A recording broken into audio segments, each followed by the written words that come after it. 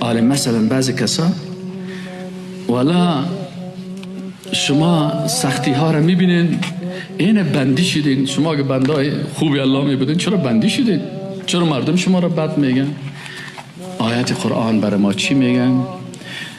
سوره عنکبوت آیت 2 و 3 است. الف لام میم. احسب الناس، آیا گمان میکنه مردم ان یترکوا، این که ترک شوند، ان یقولوا آمنا، ای که بگن ما ایمان آوردیم، و هم لا یفتنون، در حالی که اونا امتحان و آزمایش نشن، فتنه ها و سختی ها سر از اینا نبین. الله متعال میگه ولقد فتن الذین من قبلهم، یقینا که ما امتحان کردیم کسایی که قبل از اینا بودن. چرا یا الله امتحان میکنی؟ چرا این سختی ها را سر بنده هایت میاری؟ فلیعلمن الله، تا که معلوم کند الله متعال. الله عالم الغیب است، از قلب کلگی با خبر است، لکن بر مردم معلوم کنه. کی معلوم کنه؟ الذین صدقوا، کسایی که راست میگن. ولیعلمن الکاذبین، و معلوم بکنه مردمای دروغگو را. اینی نفر به خاطر ازی که در سختی ها مبتلا نشه، درس قرآن نمیته، درس حدیث نمیته، عقیده را بیان نمیکنه، حق بیان نمیکنه، به خاطر ازی که در کجا باشه؟ سر کلمه لا اله الا الله تجارت میکنه. یک وقت میگه سید قطب رحمت الله علیه را در دار آویزان میکردن، به خاطر ازی که جمال عبدالناصر که بود یک رئیس جمهور طاغوت بود، یک کافر بود، یک مرتد بود، یک کمونیست بود، یک قوم پرست بود. قانونی که او ساخته بود ضد شریعت الله بود.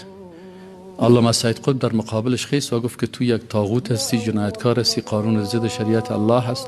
ایره برد در زندان و بندیش کرد و بالاخره قاضیایی که همون مردار شدن رفتن، سید قطب هم رفت، کلگی میره، جمال ناصر هم رفت، و قاضیایی که فیصله کردن در حق از اونا هم رفتن، لکن کلشان در روز قیامت در مقابل الله استاد میشن، محاسبه میشن، محاکمه میشن.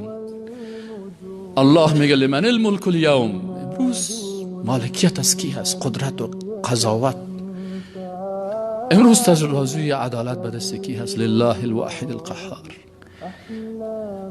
در وقت اعدام کردن از این شخصیت، یک تعداد از امو شیخا بودن، ملاهای حکومت جمال عبدالناصر، بازی آمدن صاحب دوادی جان که ایرک در دار آویزان میکنن، بالاخره که میپرده یاد که آمدن که جناب السید قطب اقرأ کلمت الطیبه قل لا اله الا الله.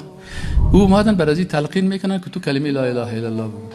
او برشان گفت که او جناب مشایخ صاحب شیخای ازهر بودن دیگه، شما خواهد از هرم خوانده، ما به خاطر لا اله الا الله اعدام میشم و شما به خاطر لا اله الا الله مای $500 ماش میگیرید، تو اومدی بر من کلمه رو یاد میدی؟ برو کاکا جان کلمه خودت جور کن، مرا دام پرد دگردن بان که ما برم، باز روز قیامت معلوم میشه که کی حق است و کی باطل.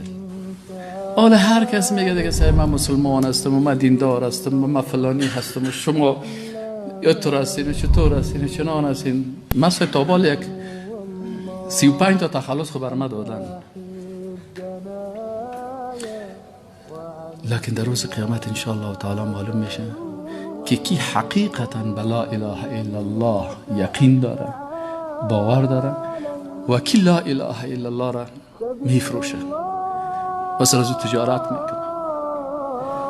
کی به خاطر لا اله الا الله شبا سختی ها را تیر میکنه و کی به خاطر لا اله الا الله در موترهای لکس، در بلدنگ های لکس زندگی میکنه.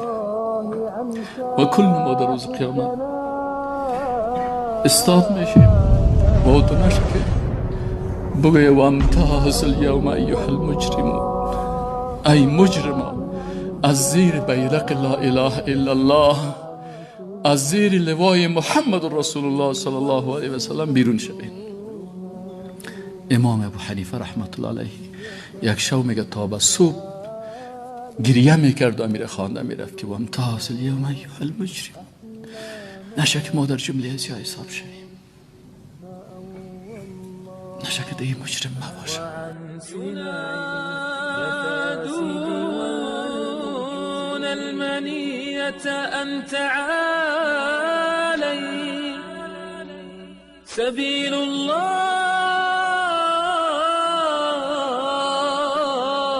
أحلى ما يكون نأوا والله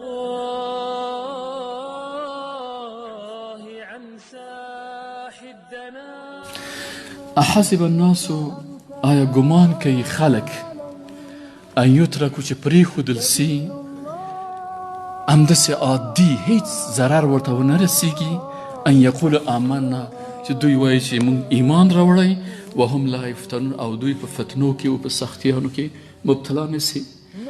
ولقد فتنا الذین من قبلهم، یقینا چې موږ امتحان کړی. الله خپل قدرت او عظمت کله چې ښیي بیا ضمیر جمع راوړي.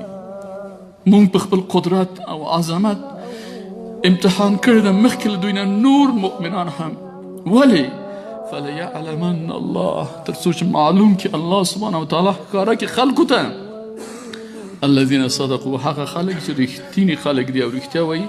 وليعلمن الكاذبین، او تر څو چې الله سبحانه وتعالی معلوم کړي خلکو ته کاذبان او دروغ زنان.